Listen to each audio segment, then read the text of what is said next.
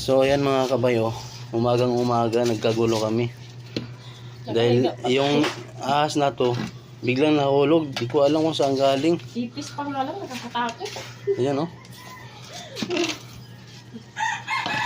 Umagang umaga nagkagulo kami. Nakita ng asawa ko habang nakahiga kami. Una akong nagising ngayon. Kasi nag-CR ako. Ngayon, pagka balik ko, humiga ako uli. Tapos nagising na rin ang asawa ko. Ngayon, nakita niya yung ahas. Nalaglag. Tumalon ba? Tumalon daw. Tumalon dun sa ano. Saan galing to? Sa ano no? Taas nga. Sa taas? Yun ata nagsisinitsit sa atin eh. Buti ka mo mga kabayan.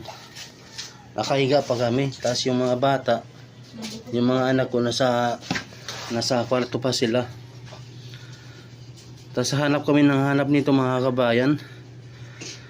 Kasi nahulog siya sa ilalim, ay sa baba. Ngayon pumunta siya sa ilalim ng kama. Hanap kami ng hanap. Yun pala doon sa ano, sa damitan. Sa taas, nakita ng kapatid ko.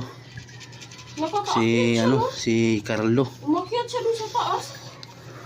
Sa tingin niyo mga kabayan, anong klaseng ahas kaya to? Ayun oh. Ang bilis niya makaakyat doon sa taas eh. Sa tingin niyo, kubra ba to? Ganito na putik. Buti na lang. Nalaglag siya eh. Buti na lang nasa papag pa kami. Ba, nagulat ako. Buti ka mo nakaiwas kami.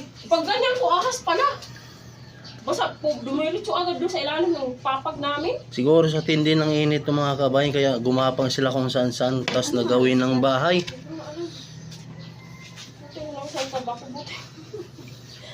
Hanap kami ng hanap nito, yung pala nandun na sa taas, sa damitan. Ang bilis niya makaakyat doon, no? Magapang pala siya.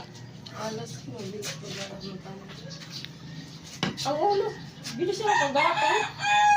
Pero parang hindi to kubra eh. Ano lang siya? Ahas bahay to. May ano pa rin yan? Nakakatakot pa rin kasi halas pa. Pag nagaganyan-ganyan siya, makakagat nga. May rabies pa rin yan.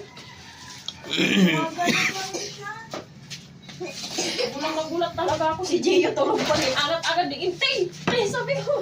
Nalaglag talaga? Oh, buti na lang. Nalaglag, galing yata to sa ano. Gumapang to. Pagkalaglag niya doon sa may pintuan, pagkalaglag niya, dumiritso doon sa ilalim ng papag, tumabi doon sa may malita.